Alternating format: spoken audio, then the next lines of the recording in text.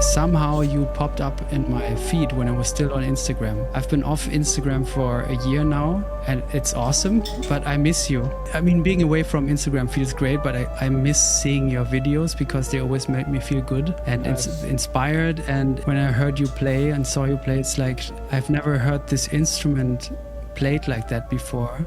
And now I'm just happy that we get to talk, and maybe I can selfishly use this time also to hear you play a little bit more. So guitar was the first instrument for you? Yeah, I started playing when I was like 12, and then kind of started out in the blues, B.B. King and Steve Ray Vaughan, and improvised, got like kind of accessed improvising through that channel, and then got into jazz later and got into West Montgomery, and then ended up going to jazz school and on guitar. Where? Oh, in Toronto, University of Toronto. It's up in Toronto. So I grew up in the States, and I'm American Canadian dual citizen. So went back to Canada for school. It wasn't until after I got out of school I got into the steel, just kind of serendipitously, I guess, just kind of happened. I'd always liked the sound of it, but during COVID we got government stimulus checks, and I finally had the opportunity to buy a steel because they're hard to get a hold of and they're expensive. So I didn't really know like if I should, it's kind of a daunting thing to invest in because it's also a really difficult instrument to learn. Yeah. Is there a way that you could explain the instrument a little bit to me?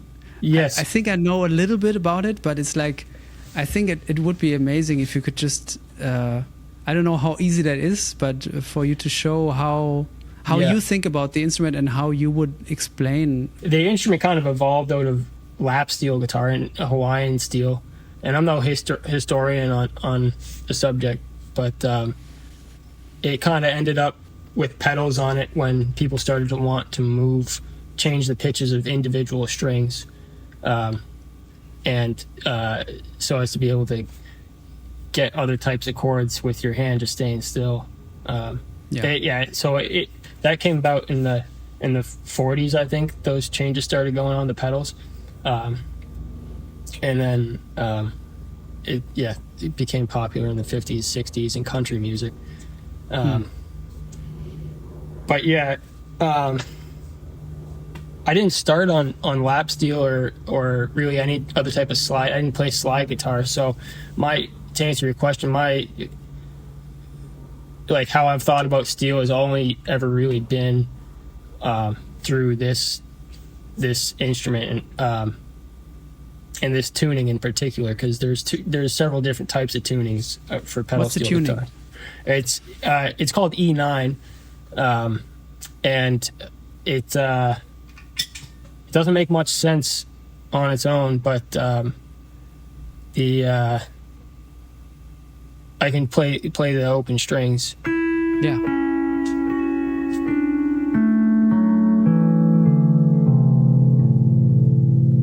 Oh. Yeah. So there's some interesting chromaticism in there, and mainly the D natural. Yeah. And the D sharp, the minor 9. Can you play it again slowly? Yeah. And so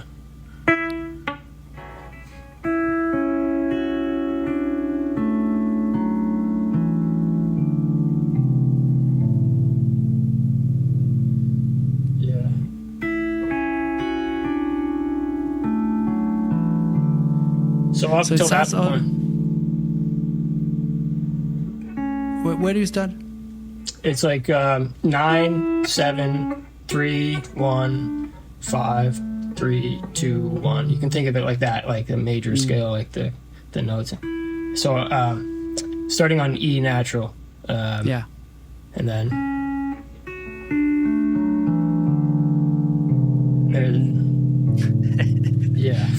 and then I play lately. I've been playing a 12-string guitar lately, which is E9 extended, it's called, and it includes 2 lower notes. The G sharp and E. So but the tuning that we've arrived at, and this is, mind you, not the first iteration of the pedal steel guitar tunings. Like it's kind of evolved quickly and a lot of different offshoots from since the 40s. And this is kind of the tuning that one of the tunings we've arrived at. The other one being C6 tuning, which I know very little about, and it's kind of another can of worms. But people play both. When you see double neck pedal steel guitars, most of the time there's the E9 neck and the C6 neck. And wow. Yeah. So right now you have 12 strings. 12 strings, that's right. Yeah. And it's basically an open tuning. At the end of the day, you can think of it as an open tuning. Yeah. Yeah. That means, how many pedals do you have? Do you have 12 pedals? No. So that's the other interesting thing. Like, there's on the standard 10-string E9 setup that has come to be kind of known as standard, there's usually 3 pedals on the floor, and there's 4 knee levers that you use with your knees, which are used by just moving your left knee right and your left knee left, and same on the other. Your knees are just going like that to engage the different levers. So there's 7 changes, I guess you could say. There's 3 pedals, 4 knee levers on a standard E9 guitar, and the whole thing is, I don't know how like if your viewer base is like probably not pedal steel players, but the whole thing's pretty nerdy, and that's so, it. I mean, that's what we're doing. So okay, you just tell me if I'm going too far. No. Yeah, you can't. You can't. That's great. So the levers on the knees. What would we like starting with the? What would be the first change to change the tuning, and how would one of those knee moves affect the strings? I guess you could think of maybe the first change as being your first pedal, like pedal number 1. Although starting in one place doesn't really make a whole lot of sense, just because some of the pedals and levers might get used more than other ones, but they all have a very specific purpose in this tuning and setup that we have, which for the record is, I mean, it's a brilliant, like, mostly Buddy Emmons kind of engineered it along with a lot of other contributors. Many people say he's the greatest, pedal steel player, highly revered, no longer around, but he kind of is responsible for a lot of the E9 and C6 setups and tunings. But I guess the first pedal number 1 is used to raise the C sharp strings by a whole tone, so in context, so this is the C sharp. There's 2 C sharps, and so that's the first pedal. We'll do that, and because it's a whole step, you can kind of feel out. You can okay. Yeah, if you do half, you do a half step. Yeah, but half of the movement basically. Yeah, but that's not very common. It's definitely a feel thing. Every once in a while, like, you might use that, like, to, but it's not a very common move. It's just it's nice to be able to get a minor major 7 or an augmented. But that's kind of the pedal 1, and what it does is, like, you have this major chord, makes it a minor chord. Yeah. Then the pedal 2 is it raises your G sharp strings by a half tone. And so in context, using these same three strings, for example, and so this is all done in, with open strings, kind of demonstrating. So with pedal 1 and pedal 2, you could go from C sharp minor to C major. That's right. Yeah. Can you do that just once? Oh, C sharp. So this is C sharp minor to A major. Yeah, but couldn't you go to C major because you're lowering yes. the G sharp? Yeah, but it's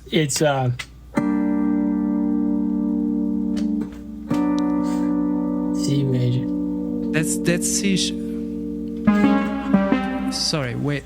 I'm talking about C sharp minor. Because you just told me about the C sharp string and the G sharp string, and then going to a C major by those two. No, because you'd have to augmented. You'd have to lower your G sharp string to do that. Yeah, that's what I was trying to. But but the change doesn't do. There are changes. I mean, that's a good point. There's little variations in every E9 setup and it's because there's been so many iterations of the setup that of the pedal and lever setup that people come to prefer having little moves at their disposal. Like that could be one, for example. But like some people do lower their G sharp string with probably not one or two pedals. Like, but yeah, again, there's people mostly like older folks that have like just an encyclopedic knowledge of all the setups, and they're called copedents is what they're called. Copedents. Yeah, copedent. It refers to like the setup of your pedals and levers and what changes they make. Next pedal would be their third pedal, which raises your E and your C sharp by a whole step. Right. So you can do kind of fourths like that. But that's, I'd say on the standard E9 pedal steel setup, those three pedals are all the same, pretty much, 99% of the time. And then you start getting into your levers after that, which there's pretty much only one that is universal for all the little sub setups, little different variations that people have, and that's to raise your E strings by a half step to F. Or sorry, where is it? So now you've got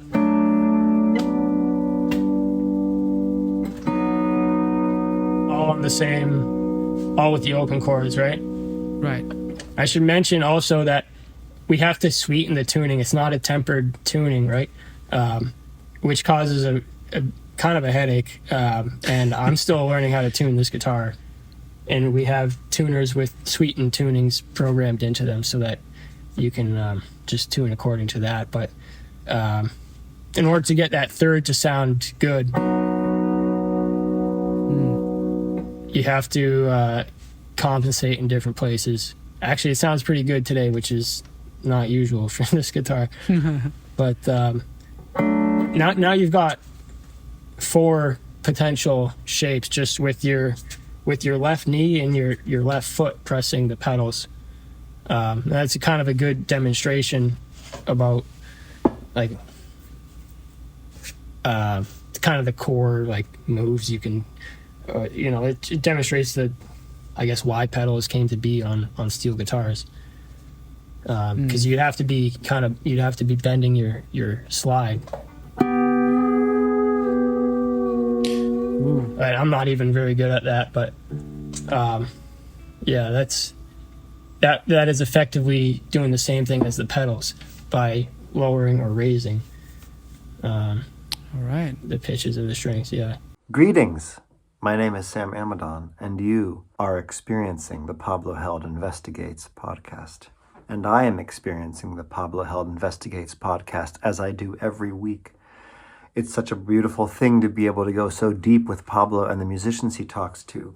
I go back and forth between the conversation, and I'll pause and go to listen to the musical examples, and then I'll return to the conversation. It's profoundly beautiful and enriching.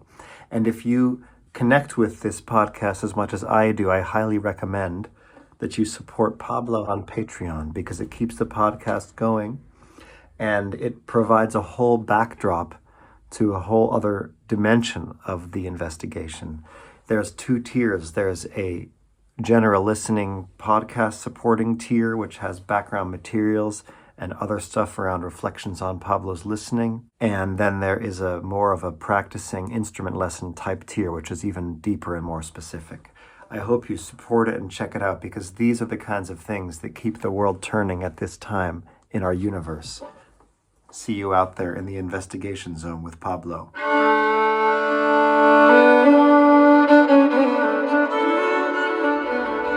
How visually do you go about it, playing this instrument? Because that on a guitar, the visual component isn't as helpful, I think, right? I mean, you can look at the fretboard, but it's not like on the piano where you know where everything is always, you know. It's not like that. And there's only really one string in common, which is your E and B strings. So you can think of those as kind of, at least if you know you're on the 3rd fret, that's the kind of the similarity on guitar, is just the E string is kind of your home. But other than that, it was interesting learning pedal steel.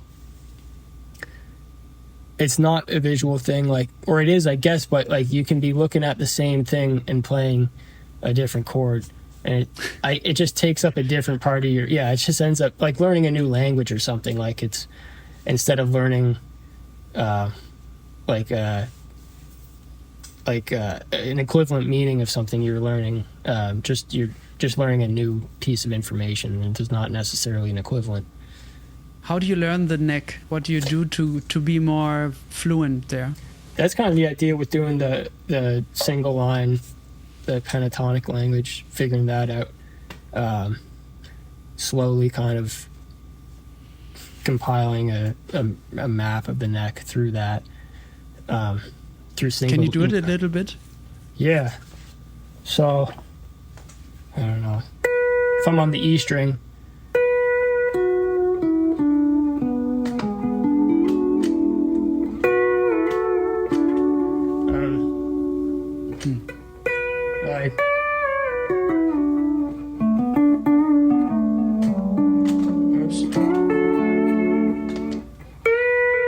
so that's kind of one position.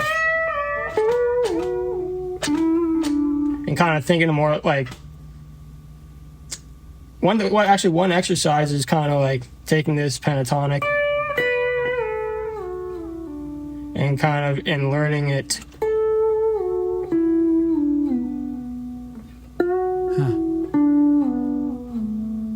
On each string. Yeah, trying to start in the same place but on a different note. Yeah. And I guess the hope is that doing that enough, and then just playing along to music. I do that a lot. Yeah, and kind of trying to improvise with that in real time. That's probably the biggest way of trying to work on it. Yeah. And when you do that, how much are you thinking in? Like, how much does the brain and the ear work together, hand in hand? It's a lot of ear, because you're constantly trying to intonate, right? And looking where you're at on the neck and making little micro adjustments. And because there's no frets, right? And you're trying to play in tune, which can be challenging. That's also the beauty of that instrument, that you can sing like that and not be bound to frets or bound to set pitches. Yes. It's beautiful. That's what I'm missing on the piano, you know. Mm-hmm. Would love to be able to bend, slide like that, you know. That's beautiful. Do you mess around with any types of, you're trying to escape the normal tuning? I mean, not really, no, because I feel like very bound to that somehow that the need of being able to know what I'm playing. Although I don't want to think when I play, and ideally I'm not, you know. Yeah. But I'm used to hearing a C sharp and then putting my finger where that is and then playing it and then hearing that, you know. Yeah. And so a lot of what I'm doing is like connected to that. Whereas I'm not even thinking of C sharp, but I'm playing it and hearing it, and you know, that's the note that I happen to be playing. But so that kind of would freak me out a little bit if that wouldn't be the case.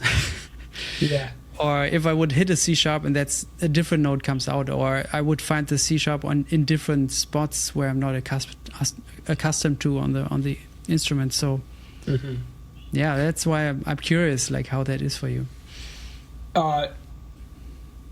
It's funny, man, because like I'm also trying to like kind of latch on to a note, you know, and the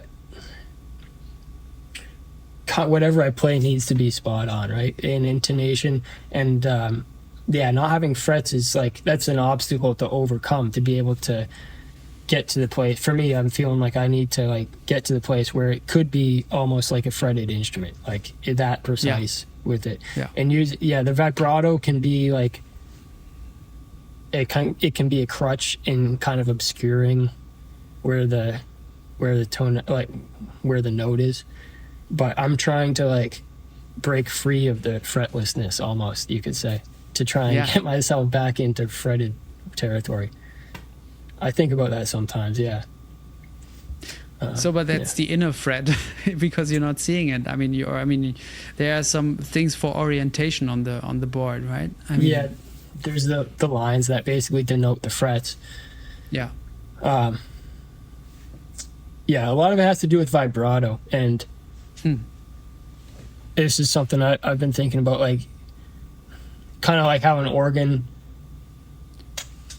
sometimes they turn the Leslie on after they kind of establish the chord they're on, the notes that they're playing. Then the vibrato comes in, and the ear needs that time to kind of latch on. It's the same thing with steel, especially if you're playing like a more complex chord, like the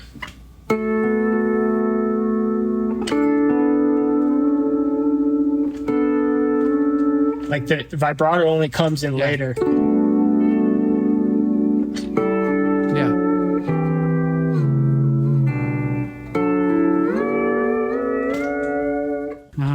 Yeah, but kind of sticking the landing on a chord and then vibrato comes in after, just to kind of give it a little more of a fretted sound, I guess you could say, or just because it's too. Yeah, and it also helps to articulate the chord that you're after. Exactly. If you would start with the vibrato too early, it's like, where are we? Exactly. Yeah. Yeah. And also, like, that often happens with singing, right? When we hear singers, that vibrato is also, I don't know if we can generalize that, but right now when you just talked about it, I heard that from singers where they kind of hit a note and then, you know, start the vibrato. I haven't actually thought about in singing, even though that's kind of, I guess, what we're trying to emulate. Or what I'm trying to emulate, but like I'm gonna have to go and listen to some of my favorite singers now and listen for that. Yeah, I mean, you made me think of this. Like when the note starts, do we already hear a vibrato? Maybe with very late Sarah Vaughan, it was all vibrato. Right. But with early Sarah Vaughan, you have a very, very precise note, I feel, and then the breathing or the movement starts and kind of enhances or even intensifies the note and the feeling that we get from, and she gets from the note. Yeah. It's funny, it's not something I really saw I was doing until I would take little videos of my playing and watch it, and it's like it's not something that it just comes, like it's just a byproduct of playing, you know, expressing yourself through the instrument, and and kind of fine-tuning how you're playing, and if it doesn't sound quite right, there's probably a reason, and then it just kind of comes on its own, I think.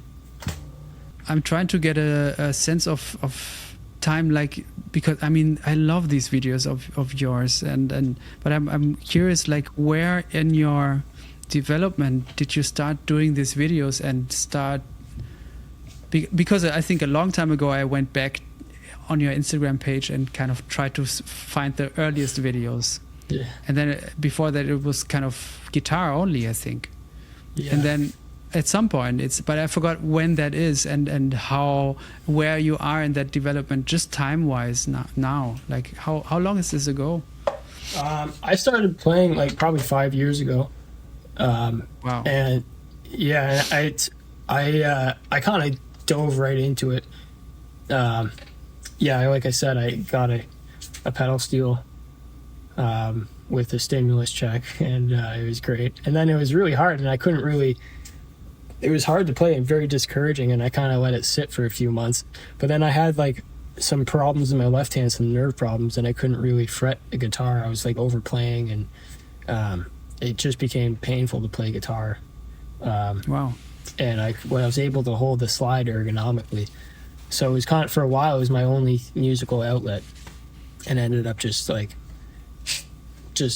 going right into it. I remember one winter, it was just like all I had to do was, I didn't have much else to do except play steel and play along with stuff, and then so it's happened pretty quick, and like it's interesting going from like, I mean, almost all of the work I do in music now is on pedal steel, and it's just like the fact I play guitar is like, you know, it's a kind of, if they need guitar, I can play guitar, but I haven't really done much work on guitar in a long time.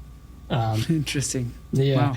And it's strange going from this like guitar I'm very fluent at, and I've just studied it since I was a kid, going to like an instrument where I'm pretty much constantly out of my comfort zone, and the only thing that, you know, can take solace in is that I just got to fill a certain role as a steel player, and it's a different role than the guitar. Yeah. And most of the time it's not as demanding, but I've kind of, my approach on the steel has kind of been shaped by, I guess, wanting to kind of be able to play the types of things I can play on guitar in some way, or some, like, deliver some type of harmonic information that I was able to on guitar. Mm-hmm. And that's kind of been the access point to steel, as opposed to going, like, really liking country music and learning the idiom on pedal steel through that, which I had a phase of that, and I do love country music, but kind of more interested in the, how do I make this thing kind of do what I would want it to do on guitar, I guess. And did you have any did you take lessons with anybody, or was it pretty much self-taught, the whole self-taught thing? Yeah, for sure. I took one lesson from a player in Nashville, and also was able to sit down with a couple other steel players and kind of just talk shop. I think that's where a lot of the outside learning comes from, besides, like, you know, transcribing or watching YouTube videos of pedal steel players. Is just talking shop with other steel players and showing each other stuff. It's a very tight-knit community, the steel world, which is cool. Yeah, but I had a lesson. We ended up talking mostly about the mechanics of the pedal steel, which is a whole science in itself, really, and all the mechanisms that are under the hood of the pedal steel. I keep wanting to show the steel, but yeah, under here, it's like, I don't know if I can really, probably can't easily show what's underneath there, but under the fretboard there's a whole system of really scary looking rods and pulleys and levers, and maybe not pulleys, but like all sorts of like machined metal parts, all custom fabricated machined parts. And it's the whole thing to get into in itself. It's like, so yeah, it's a very, very mechanical aspect of the steel. And yeah, the lesson I had, we ended up talking a lot about that type of thing. Who's that? His name's Buck Reed. He's a really great Nashville player, one of many, monstrous player. Yeah, it was great. I just watched him play for like 20 minutes, like, yeah. And then we talked about the mechanics for like the next few hours. Yeah. What do you admire about him and his playing? Honestly, well, I haven't really listened to a whole lot of him, but and I didn't really even like with pedal steel. It's like there's people who kind of are like practitioners, I guess you could say, and I mean Buck, I know he's got an extensive touring and recording career that he's had, but I think people go to him for like, yeah, this is the guy if you want to take a lesson. Like there's people who like kind of are teachers, I guess, like the same in any instrument, there's like teachers you go to, maybe you haven't even listened to them and their approach, but they'll like teach you stuff. That was pretty early on in my process. Yeah, I didn't really, to be honest, I didn't really listen to what he told me to do. I can't even remember what he told me to do, but like it was just to go hang, to be honest, man. I mean, sometimes that's more important even than the assignment. It's like just hanging and witnessing somebody play and also hearing them talk about what's important to them. Yeah, totally. That can show you something. Especially with steel, it's like there's people who play the instrument are so far and few between that can be a very isolating like development that you have, and most people don't have a pedal steel player who knows what they're doing within like a few hours at least, or like same country even, Yeah. So does that feel lonely sometimes for you, or does it feel great also? No, it can definitely feel lonely for sure. I remember kind of like, I mean now it doesn't really, because I'm at the point where I'm making music with other people on this instrument. But when I was kind of learning, it was like, yeah, it's just me and the steel, like trying to figure it out. But I think I was too stoked on playing it to kind of, most of the time I was content. But every once in a while I was like, man, I wish there was someone who could show me a few things. Yeah. But maybe that's also why you arrived at a different way of playing this instrument than like, and really, I don't really know much about, I mean, as you've already noticed, probably, I don't know much about the instrument, but I've heard it on records, of course. But I've never heard anybody play like you. So I guess that's also one of the reasons, like how that maybe came about. That is, if you had to figure out a way, and also coming from a different instrument, similar instrument, but different instrument, and then trying to transport those elements in a way that probably shaped like who you are on the instrument right now. Very much, yeah.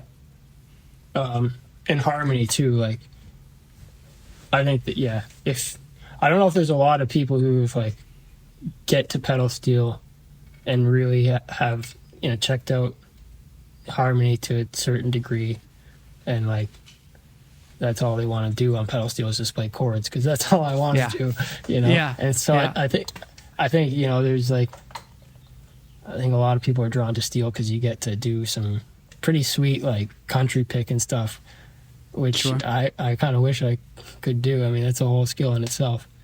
But it's I don't know if a lot of people end up on this instrument because they want to play chords. Maybe I don't know.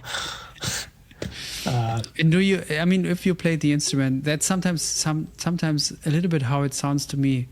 Do you think, other than the guitar, do you think about other instruments, chordal instruments, that you're trying to channel on the pedal steel? I haven't, to be honest with you, and maybe I should. Yeah, maybe I should. I guess piano would be the because that's, as a guitar player, I was trying to do that.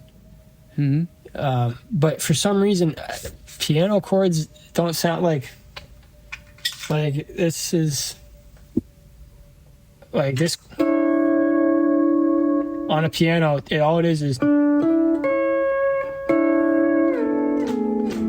that's just. But on a piano, I don't think it sounds as good. And likewise, on piano, there's shapes that guitar can't really make sound as good. I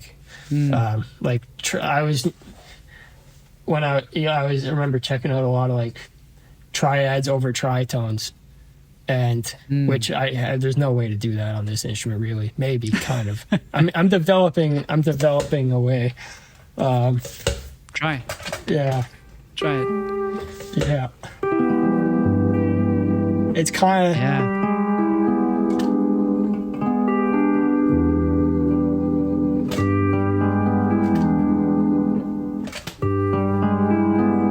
Yeah. So but that's not really a tritone on the bottom. It's just but it's close enough. But. Yeah, but when you say tritone on the bottom, what's it? But where were you thinking? Do you think of D sharp then in the D flat? No. What were you going for right now? I don't even it sounded know. beautiful, but I'm trying to. You're saying you're trying to develop a little concept there, and I'm trying to understand it. It's very proof of concept now, and I'm trying to. Oh. Yeah. There's a major chord. Yeah, okay, I see. Yeah. But there's no way to play tritone. I'm trying to play that now.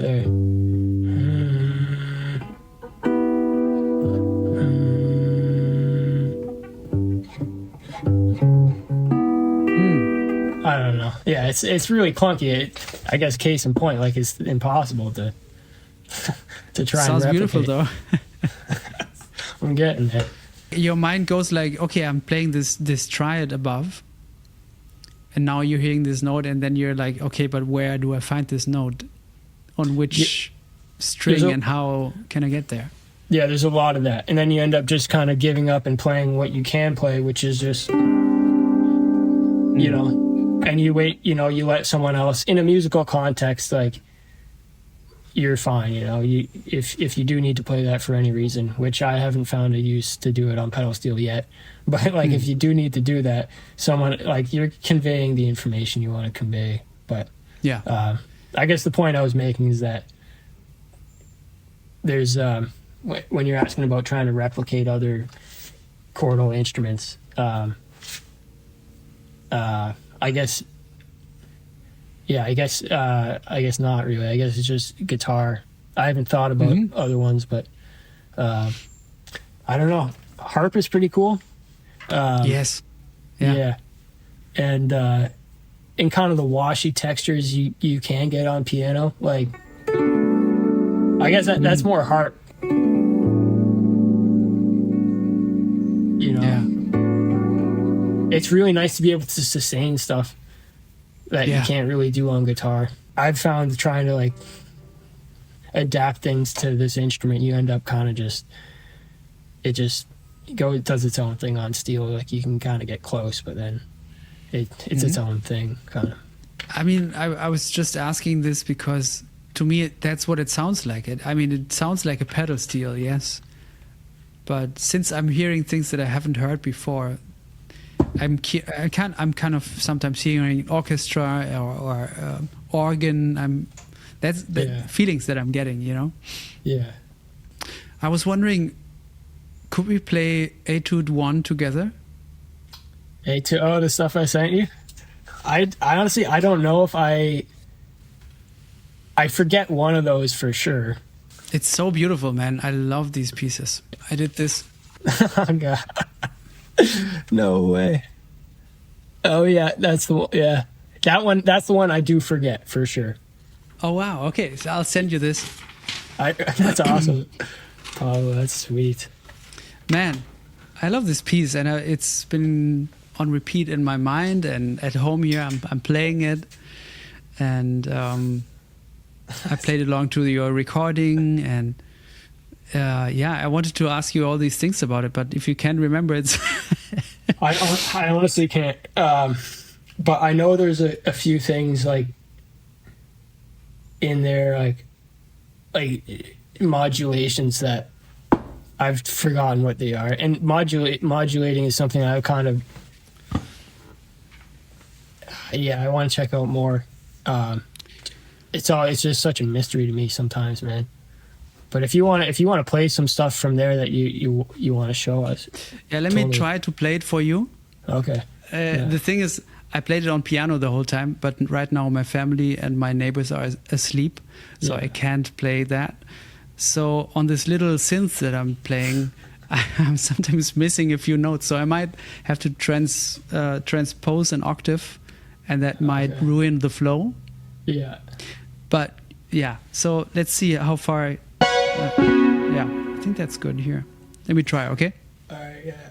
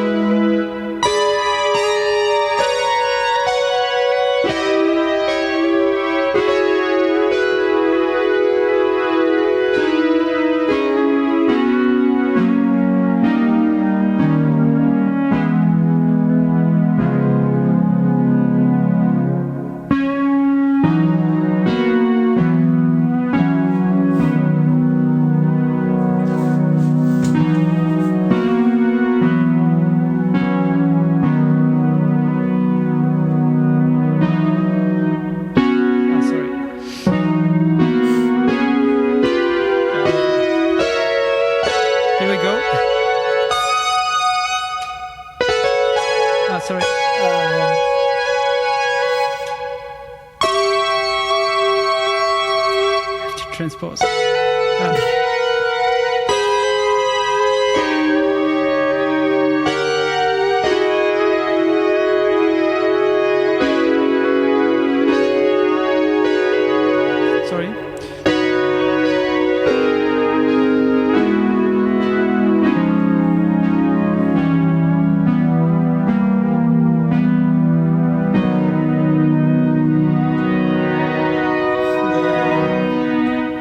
That's sweet, man. That's awesome. I love that, man. I love that song. That's such a trip. I'm sorry. I'm sorry. I butchered a couple of moments because of the action on this little thing is like it's hit or miss sometimes. Sometimes the note comes, sometimes it doesn't. But yeah, there's so many beautiful, like especially that moment where. Can I play this?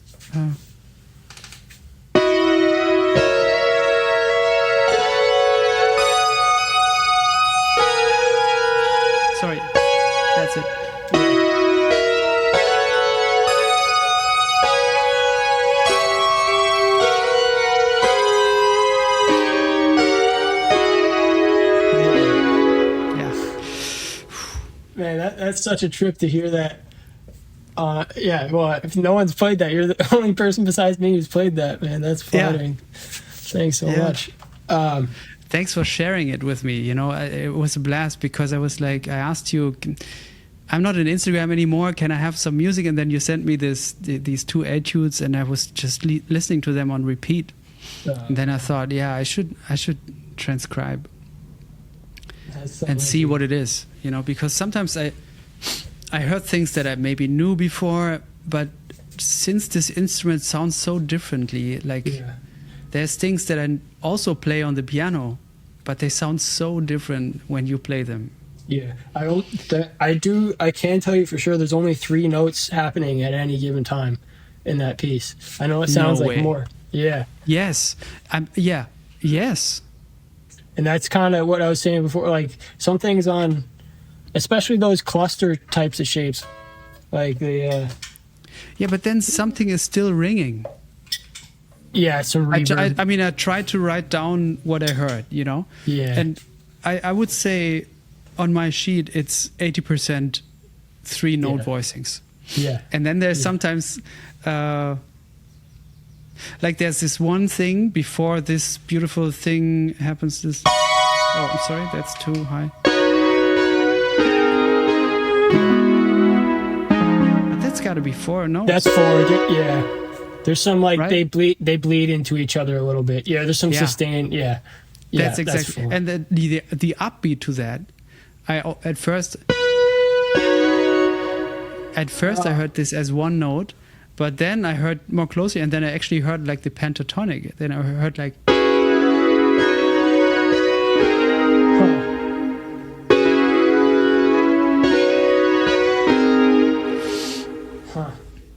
But it sounded to me like you're lifting up fingers on strings. You're not actually plucking.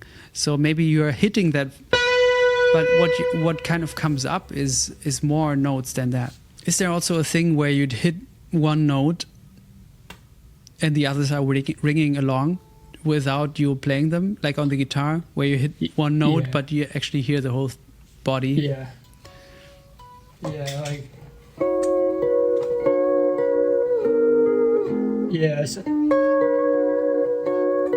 Yeah. So that's just like...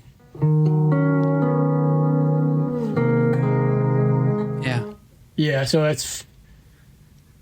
The reason why it's 3 notes is just because you have 3 fingers to play with. So like any attack is either, most of the time 3 notes on that etude, and then like when that's ringing, maybe play like grab another extension, like, you know, like you can kind of do that. But like any more than 4 notes at a time, it's like you're gonna be you're gonna hear the attacks like really definitively. There was one moment where I kind of at first felt like, is Ian imagining bass notes under this? You know what I mean? So it's like...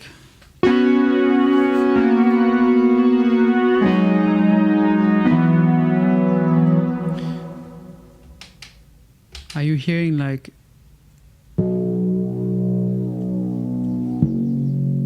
under it? No, that would be too Springsteen for me. That's not. No, I mean not different bass notes where you're like.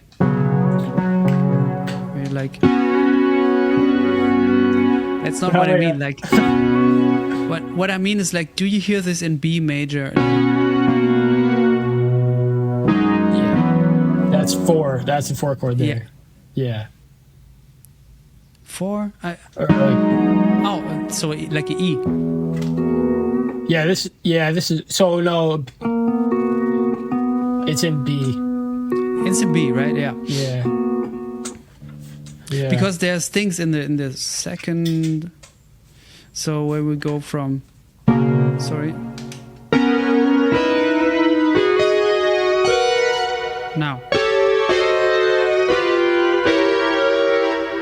And what I was hearing there is like, because I looked at this, it's like the lowest note could be the bass note, but I don't think that's it. So what I'm hearing is like,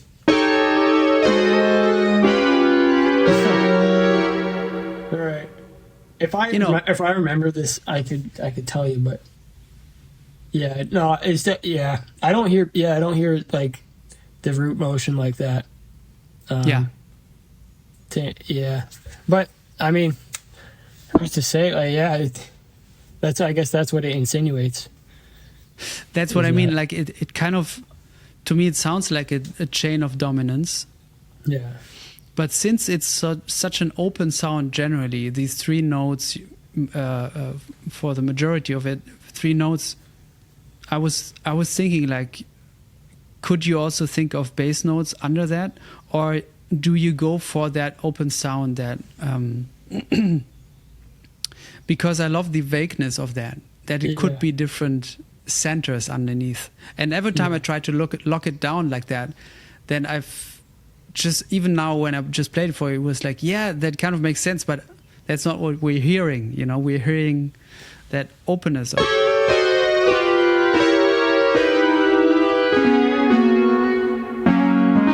And this moment also. Why I'm asking you this is like, is there harmonic thinking going on where you're like, okay, how can I get out of B here? And I'm trying to get a sense of what's behind the notes a little bit. Yeah, I think honestly, the more this Etude, I was just really into like clusters, like, and then I think I kind of just stumbled upon it. Like, man, there was this move I remember. I can't remember it now, but like some trippy stuff happens, like.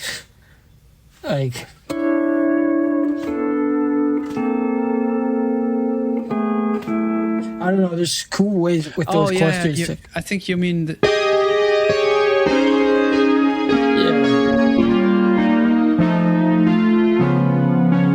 You mean this? For some reason that wants to take you back to B. Like that's the. Yeah. You know, which is kind of, I don't even know. Honestly, man, there's no. Yeah, I didn't think about it. I just kind of just happened like that. Mm-hmm. Actually, it reminds me of like. I think, and I was thinking about this as like earlier, like, I think a lot of the choices are made on pedal steel, and when I play steel in general, like trying to create some type of tension out of what I have available, which is not the typical types of like 251s or like, you can't reach all the types of extensions you can get on piano or guitar. So it's just like, in this Etude is a good example of that. Like each kind of voicing is going somewhere, and that's just kind of like a feel like, yeah, I don't, just whatever you have around to like make some type of tension, and then letting your ear resolve it naturally. And that's kind of, I guess that's what the Etude is studying, is like how to create tension with what you have available, which is different than on guitar or piano, like just inherently with the steel. Also, the 12 string, you can get more root notes. I was just playing it. I'm out of tune as heck now. All right, I just gotta tune this thing. You can talk or no, show us how you're doing it. It's not much to it. It's just the tuning pegs down there. But it's really just this stroke tuner with the sweeten tunings programmed into it, and you just gotta make sure it's in tune. Which it explain to me. I didn't ask before, but I don't really know what a sweetened tuning is. Okay, it's just instead of tempered tuning, sweetened tunings are like they'll flatten or sharpen a note, like the fifth or the third, most commonly, at least on this, to just give it more of a resonance. Because if you're, from piano, like your major third is it's equally tempered, and it's because of that. It's like it's all sorts of dissonance going on in it. But people try and tune that out of pedal steel. They try and get rid of that because it just sounds nicer on steel. It sounds pretty rough when it's like a equally tempered and you're trying to play a major chord. It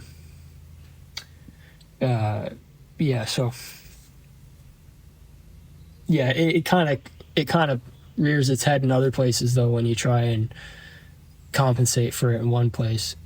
And I think, like I said in the beginning of this, like I think I'm still learning how to tune the guitar. You know, like it's tough. I don't know. If you can live with that, like I can, yeah. And then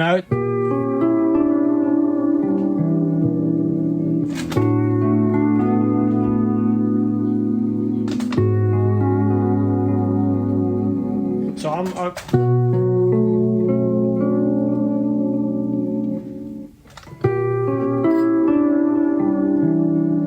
it's obviously a 5 chord. Yeah. But there's the 1 is still in it, and it's like you can play that, and just trying to create some more tension than with what you have, and all I have is a 1 really.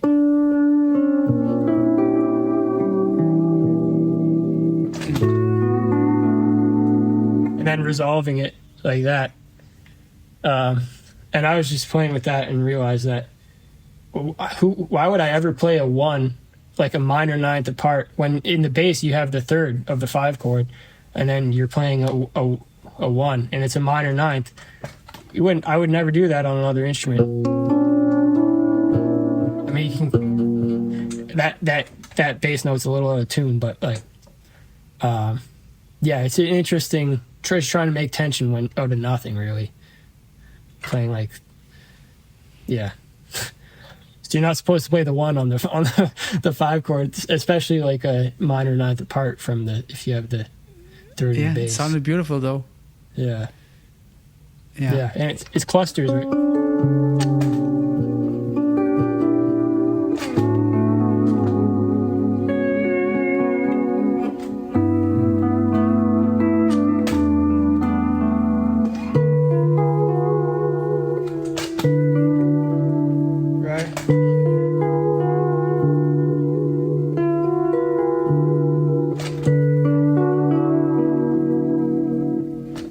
I just I was playing around with that the other night. Figured I'd show you. I haven't even bothered to find out what those notes are, but I just know they sound like that's the tension I can get with the bar in the pedals, and then knowing how to resolve it. You know? So that's kind of oops.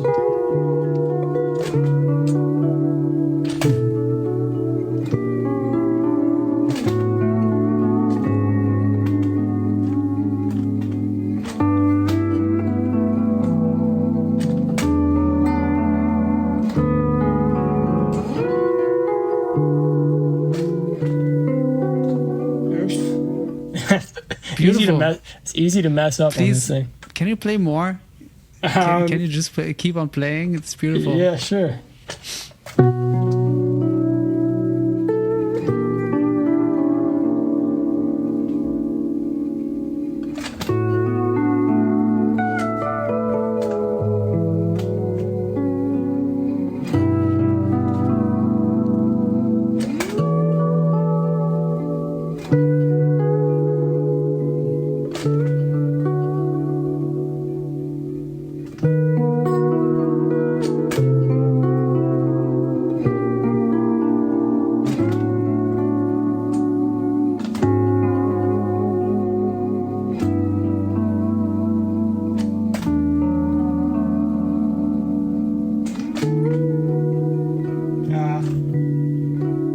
Yeah. Oh, thank you, man. Can you spell that out for me? Yeah, so that one.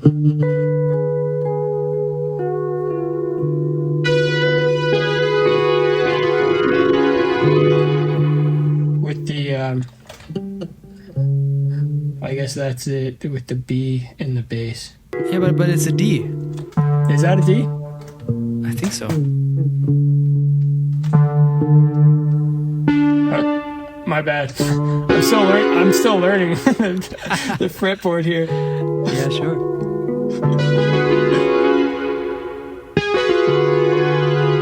Yeah, that's beautiful. It's the same. Yeah, it's the same chord as the. I guess I'm thinking of it as like a diminished, suspended type of thing. Yeah. I mean.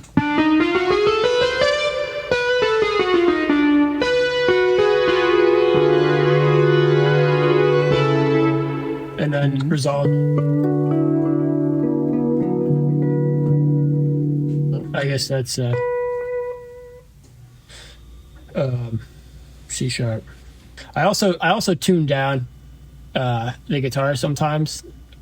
Play lower tone. I'm trying to transpose in my head as well, which is why I'm confused. I see. Another beautiful moment for me is this modulation where you go from.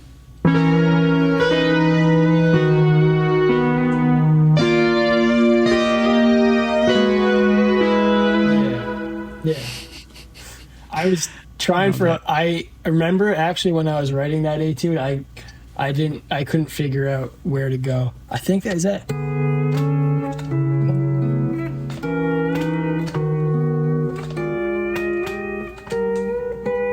Yeah.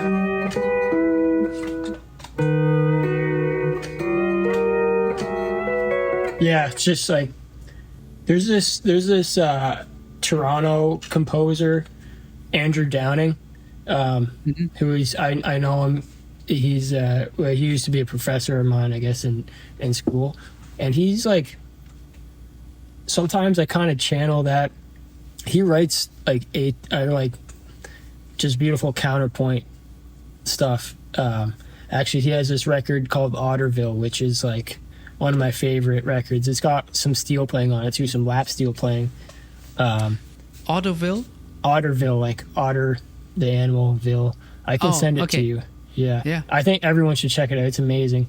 It's kind of Toronto it's got some under listened to creatives who are just doing beautiful stuff, and I feel like you can kind of access a certain vibe of like, or just like I listen to Wes Montgomery, and it's just like I don't have to transcribe any Wes Montgomery to play like him, right? It's just this kind of way that a switch you can turn on.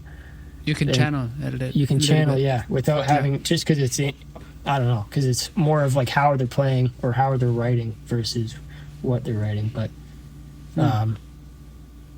just that type of, I think that's kind of where some of that comes from, that type of harmony. But I remember kind of being at that junction when I was writing that Etude and being like, where do I go?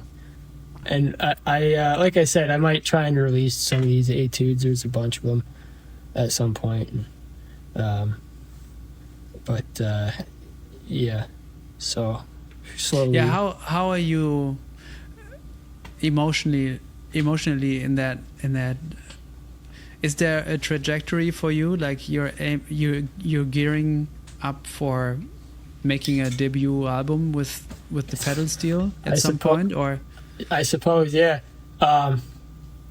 It's a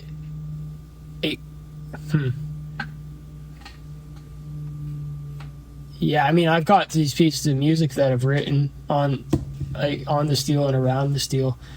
It'd be nice to share them, but like, I don't know. I keep on like writing. I'm always kind of writing and then paring down. And then writing more and getting rid of stuff, and like my process is very slow. But yeah, I suppose I'm trying to compile them for some type of release at some point. I don't know if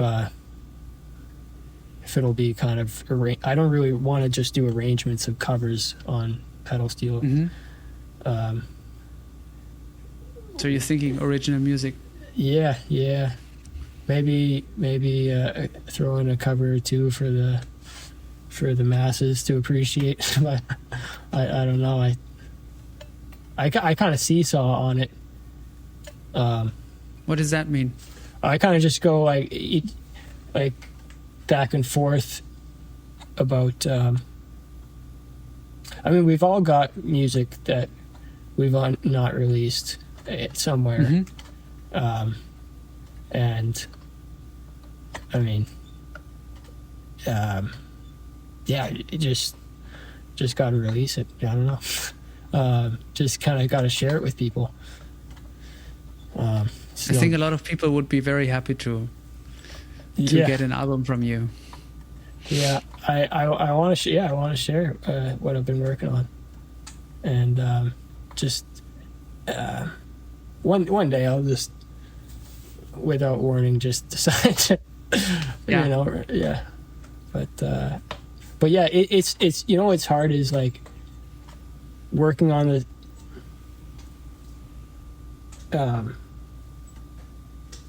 I just continuing to write and continuing to work on stuff, and to try and like write for a record, like to write a record.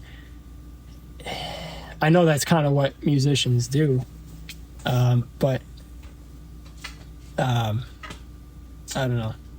But it just I keep on fine tuning and tweaking, and I'm still trying to work. You know, I'm still trying to practice and like figure some more stuff out on steel, and it's kind of like a gold mine at this point. I'm learning in groves, so like I kind of want to keep doing that, and then trying to write music that I could release kind of maybe even gets in the way of my process doing that. And I guess it's a balance at the end of the day. I don't know.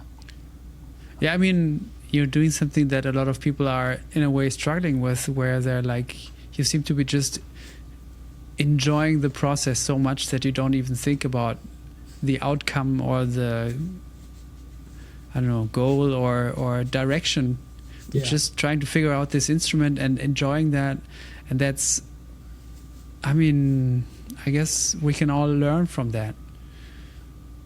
You know, my mind quickly goes to, this is a cool thing. I want to record it, and where can I record it, and how can I put it out? And, you know, too quickly thinking about what it could be instead of just letting it evolve over time. Yeah. Well, I need to pull some of that into my approach as well. I guess it's just a middle road, right? Funny. I feel like it just a broader note on writing in general. I feel like all the pieces I've written, it's like if you just kind of allow yourself to think of something as, and this, I've just been thinking about this, but like lately, but just allowing yourself to kind of think about something as a piece of music, as opposed to just more noodles of practice and whatnot. That's something I've been kind of struggling with or thinking about is I always sit down at the instrument. Every now and then a little nugget pops out and it's a piece of music.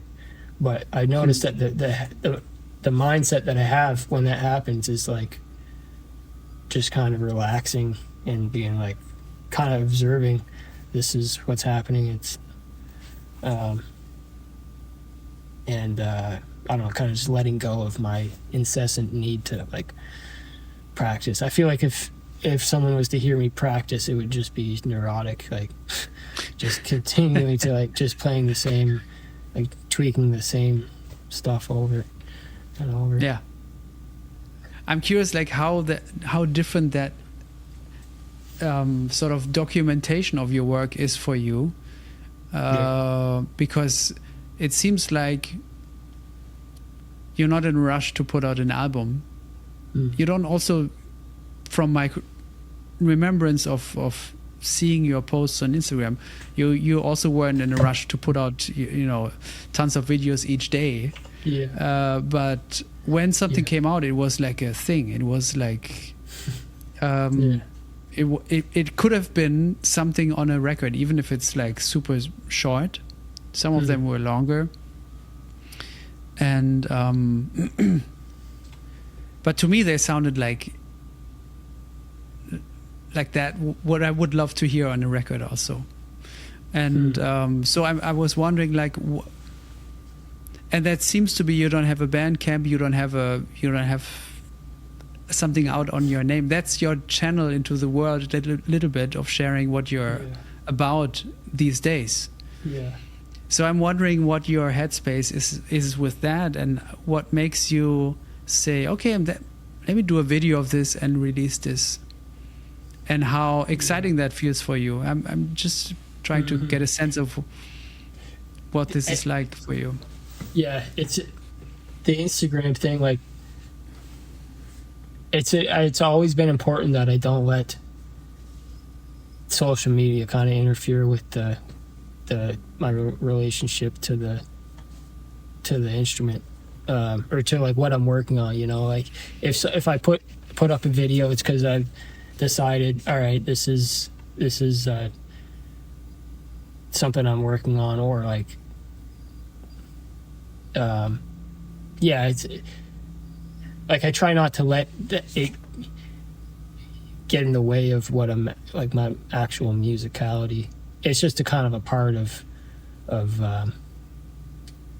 like, they're all just like covers of arrangements of stuff, right? And there's more that I kind of practice and more that I'm interested in outside that.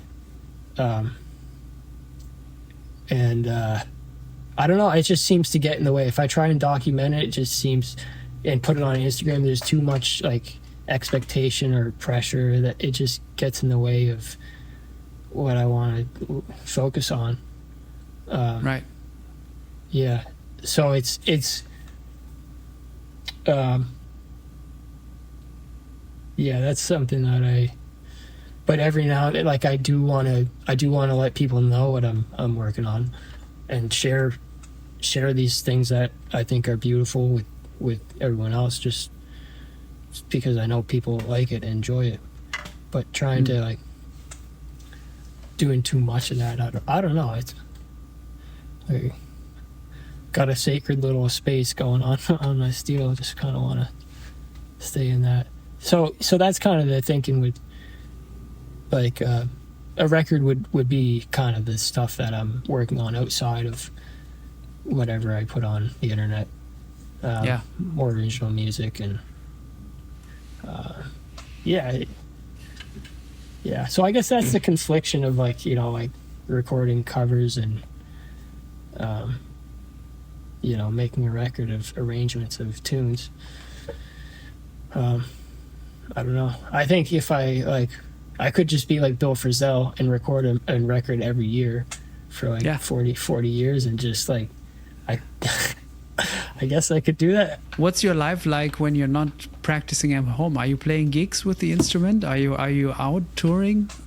I honestly, I do carpentry for like, I'm a journeyman carpenter, and I have my own business, and most of the time I'm building stuff. Oh, right. Okay, so you have that's kind of a day job for you. I guess, yeah, you could say. That's been really kind of instrumental in not having to not having to monetize music. And it's been like, I can't say enough how, like, can't really understate how important that's been for being able to talk about that. That's interesting. I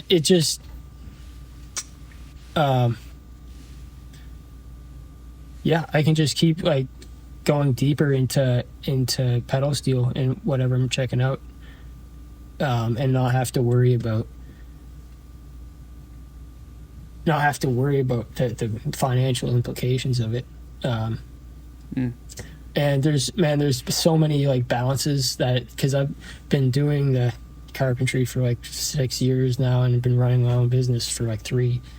And it's kind of full on, but it's like I drop it at any time type of thing, and I do occasionally tour and I record. Used to do a lot more like remote recording for people, but then I kind of realized I would rather just like do something with not music, like just than to play on. Anybody can hit me up and say, can you play on this? And if I had to do that for my only source of income, I think my relationship with the steel would be a lot different, and probably not as good. But that being said, there's like, you only get a certain amount of time to practice, and like my hands are like always taking care of my hands and making sure I don't get any carpal tunnel or whatnot. And like it's a lot to balance steel and carpentry, and it's slowly becoming like less carpentry work, which is sweet, and more music. But yeah, at least there's a lot of flexibility in it because it's my own business that I run. But that's really behind the scenes what has made my focus on learning this instrument kind of been able to be so focused, I guess, or just like not even maybe not focused, but just like whatever it wants to be, whatever. And it's so interesting, man, because that's kind of the vibe that I got when I watched your videos. So you know, a lot of stuff out there in the internet is like, hey, look at me, look at what I can do. And I hate that, you know. And the stuff that I'm looking for on the internet is like, isn't this beautiful? I mean, isn't it, you know, check out this record, check out this this artist, or check out, I mean, here's something that I'm working on. And whenever I saw you playing some of these songs, I felt like you were letting us in on what you're working on, but not like presenting it as, this is it, this is my thing. It was more like, I'm still figuring it out, although it sounded beautiful, and you know, but I'm still figuring it out, and I'm just showing you a little bit of my process. But it was always, I could feel the love for the instrument, I could feel the love for the music, for the song, but it was never like all the horrible look at me shit from the internet. Man, you know, it like, since like, well, I went to music school, right? It's been like 10 years of like kind of figuring out what is the best, healthiest relationship with music for me, right? And it's always changing, obviously, just like anything. But yeah, it took me like, once I got out of school, like, he's like, what do I do? You know, and at that point, I think my relationship to the guitar, it was like up and down, and I remember my last year of school was great. Like, that was the only year I really started digging into the harmony and checking out that side of the guitar. Before, I was like all about just playing the best, most beautiful melodies, and like I was on a trip for that, you know. But yeah, then after school, it was like, it kind of leaves you in a bit of a lurch, like, you know, what do you do? How do you pay bills with music? And then COVID happened like a year after that. So it was like, really, what do you actually do? And it took me like probably a year to like be okay emotionally with like getting, like, just kind of doing something else to make money. I finally got to a good place with it, and then I don't look back on it now, but I remember, it was probably about a year that it took me to figure that out. Like, shit. So there was a time when that didn't feel good to do something else. Yeah, big time. Yeah, and I was like, I wanted to be a musician. Like I wanted, and I am music. And it really, I'm more of a musician than I ever was. Like it was like Gary Peacock. What did he say? Like, music's something you do, not something you are. Right? Yeah, exactly. Yeah. It took me a second to realize that, and I think that's just. I think you know, and I think everyone kind of comes to that conclusion. Like I think.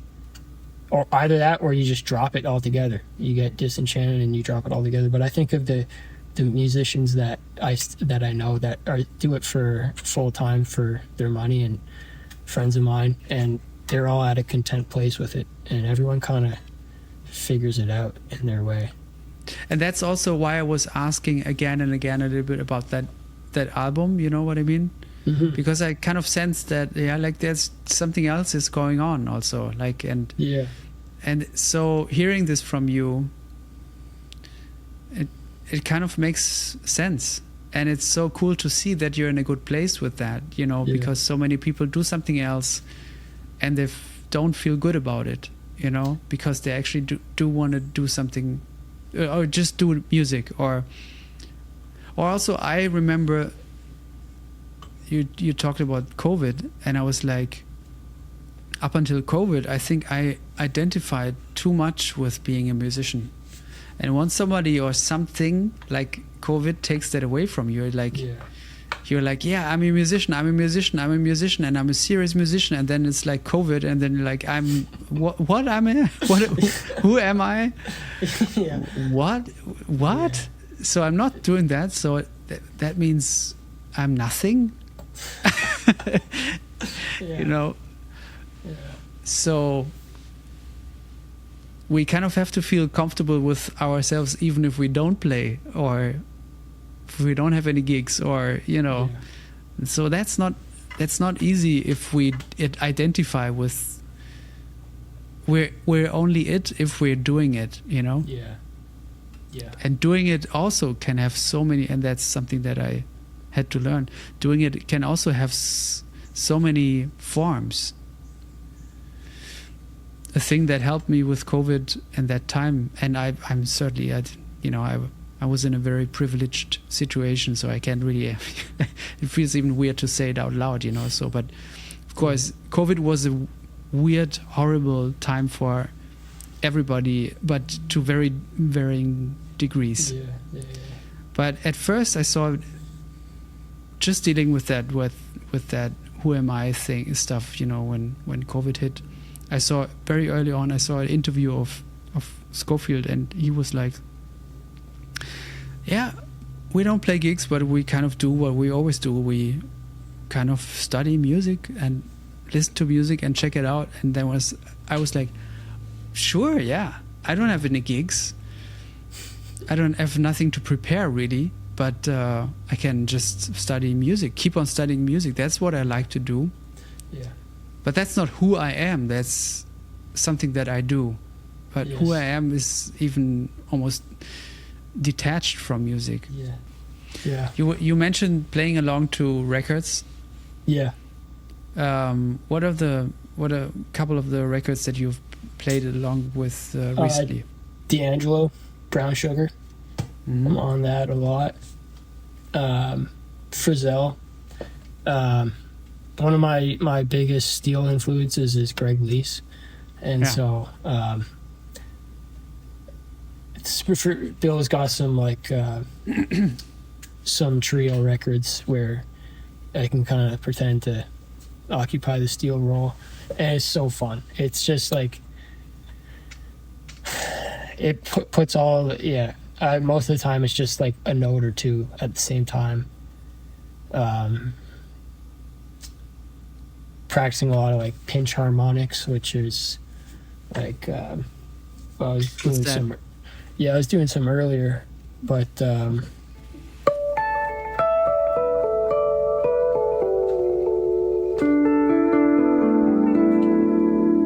are the notes. But then with the right hand, you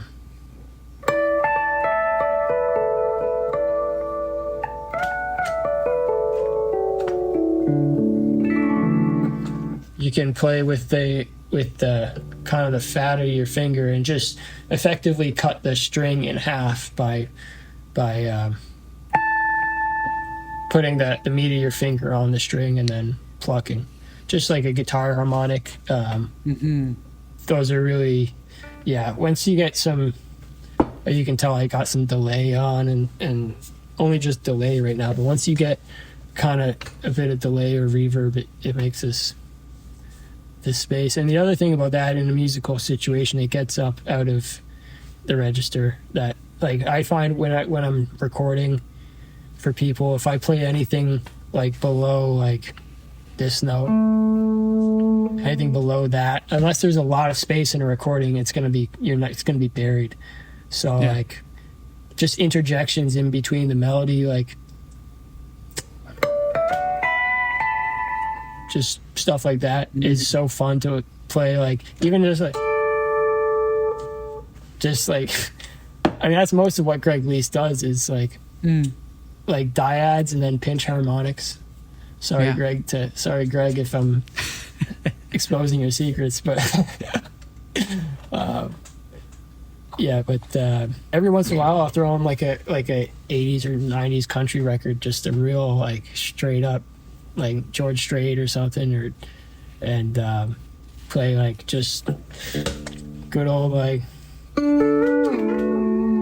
just little country like interjections, and Do you want to play like a song or something? I know I was playing around with some something else, like a little progression, but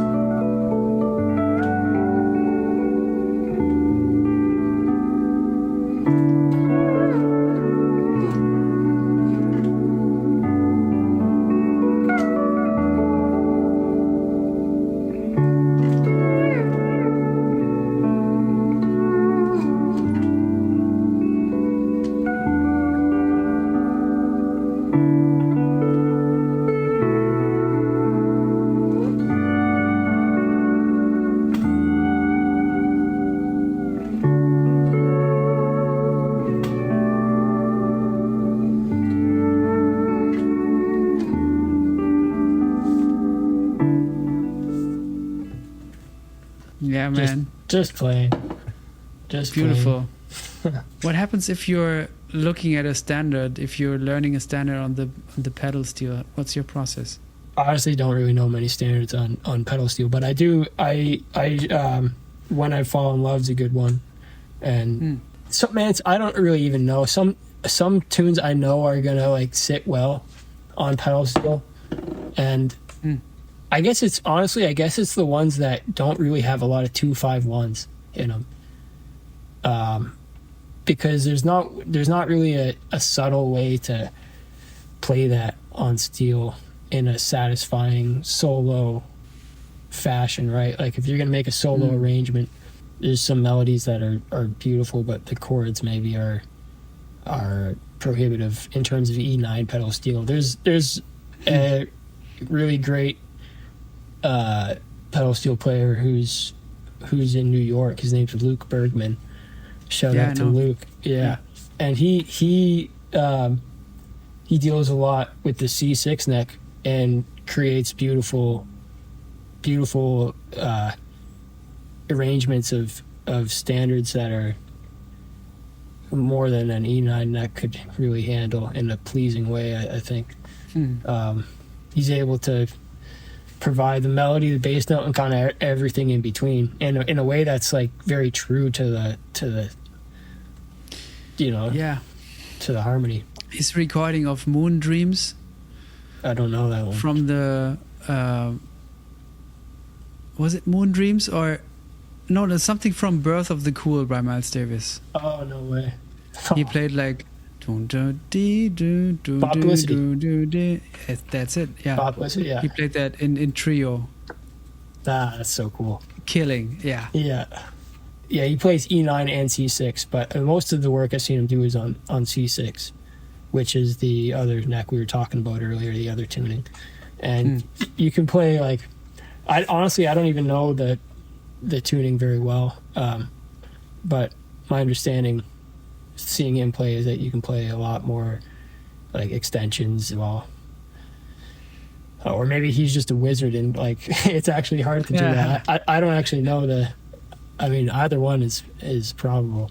There was this you played Danny Boy. Oh yeah. Do you remember that? I do, and that the reason I remember it is because it's kind of, so Buddy Emmons did a version. He plays Danny Boy on a record, and the first little bit of my arrangement of that tune is just basically copying what he played.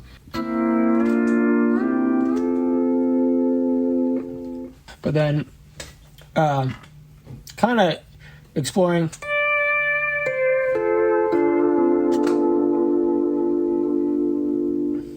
some more like kind of, I guess we could go modern textures or whatever, but and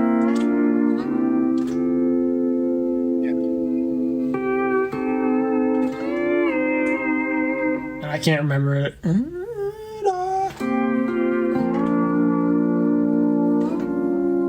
that's pretty much right out of like Buddy Emmons' arrangement.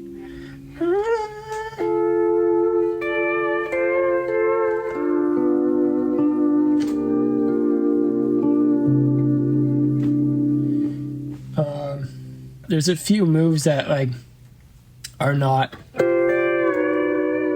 Yeah, exactly. Like that type of thing. Yeah. Yeah, and I think I was checking out those shapes like.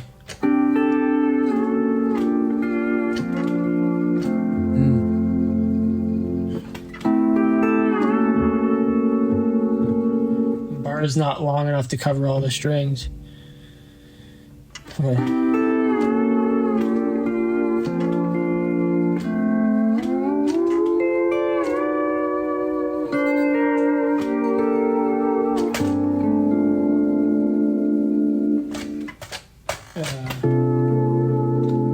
I haven't played this on 12 string, but I don't know. I was really into Beautiful, those man. shapes. Yeah, really into those shapes. Wanted to add those in. And is it always that you make an arrangement, or do you also just feel it out and just play a version? Yeah, there's I mean, it's the best. Yeah, like it's a mixture of both. Like there's always improvisation going on in it, but yeah, the moves are kind of somewhat planned. Just steel, it got an interesting history of that. Like most of the steel you hear, especially the steel solos, even some of the fills that you hear on early country records are all planned out. Like it's very choreographed a lot of the time in country music, and because it's just a really hard instrument, I guess. Or maybe that was just their approach back then, but there is a history with the instrument to kind of, you do a lot of arranging and working moves out, and I guess that's just because it's hard. Yeah, that's the only reason I think, but it definitely helps. But I'm kind of an improviser at heart, so there's always embellishments Have you ever thought about, or is there a line, a connection between the pedal steel and the harp? I don't know. I mean the texture is like, I never really people hear it and say it's a harp, but like to me it doesn't really sound like that. I guess it's the way that you plug the strings after each other. Yeah. So. Yeah. Yeah. Yeah, that's just something I've arrived at. A lot of people use finger picks. Lately, I've been just using my fingers. Always a thumb pick, but yeah, people usually using thumb picks, and you can't really get the texture of the fingertip on the strings. You know, beautiful. There's a lot of subtlety and nuance in there.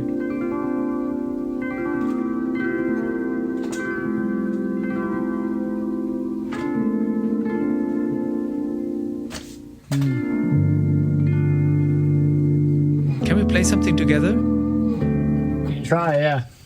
Yeah?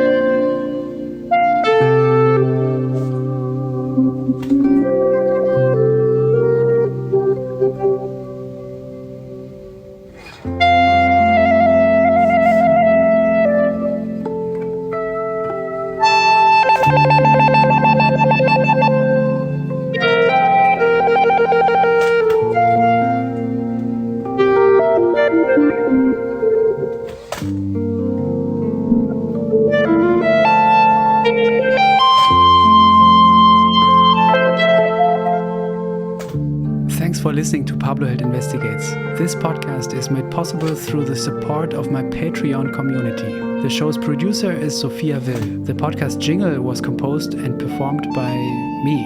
The full version of the jingle is available at patreon.com/PabloHeld. Thanks for listening.